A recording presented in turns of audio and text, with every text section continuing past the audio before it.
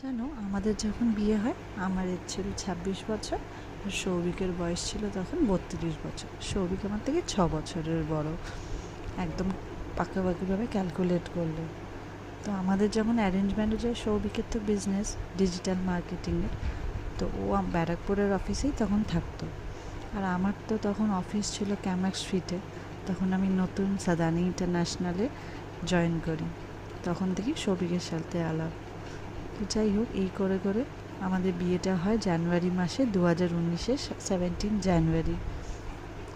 আর চিনি আমাদের জীবনে আসে 25 সেপ্টেম্বর 2019-এ, সেই বছরই। আমি বিয়ের 1 মাস বাদেই জানতে পারি আমি কনসিভ করেছি। জানো, খুব ভয় পেয়ে গেছিলাম যখন ফেব্রুয়ারি মাসে জানতে পারি যে চিনি আমার পেটে চিনি আছে। খুবই ভয় পেয়ে গেছিলাম।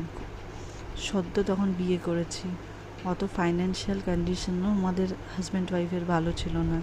কিন্তু বিশ্বাস করো যে ভাবতাম যে কী করে চিনিকে মানুষ করব। দুজনেই চাকরি করি, দুজনেই বাইরে বেরিয়ে যাই, কে দেখবে চিনিকে। কিন্তু ঠাকুরের এত আশীর্বাদ, চিনি হলো। তার 2-3 মাস বাদেই করোনা চালু হয়ে গেল, ফুল বাড়িতে আটকা। এই দেখে দেখেই চিনি বড় হয়ে গেল।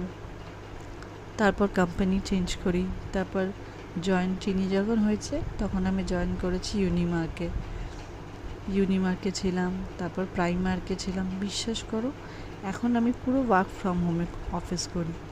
এত ভালো লাগে, আর কোম্পানি আমাকে এত হেল্প করেছে এই স্টেজটায় যে কী বলি। হয়তো আমি একটু স্যালারি প্যাকেজে কম পাই, কিন্তু কোম্পানি আমাকে খুব হেল্প করে যে আমি বাড়ির থেকে কাজ করি।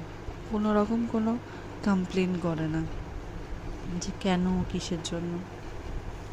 চিনি দেখতে দেখতে আজকে 6 ইয়ার্স হয়ে গেছে, কোনো কষ্ট হয়নি। বিশ্বাস করো, আমাদের চিনিকে বড় করতে। আর সবচেয়ে বড় সাপোর্ট ছিল আমার মা। আমি চিনি যখন 2.5 মাস বয়স, তখন চিনিকে নিয়ে আমরা গেছিলাম সিকিম ঘুরতে, ওকলে, পেলিং। ভাবতে পারো, একটা 2 মাসের বাচ্চা, 2.5 মাসের বাচ্চাকে নিয়ে আমরা পেলিংয়ে গেছি। এটা পুরোপুরি সম্ভব হয়েছে আমার বড়দি মেজদির জন্য আর জামাইবাবুদের জন্য। ওরা না থাকলে হয়তো কোনো দিনই ঘুরতে যাওয়া হতো না।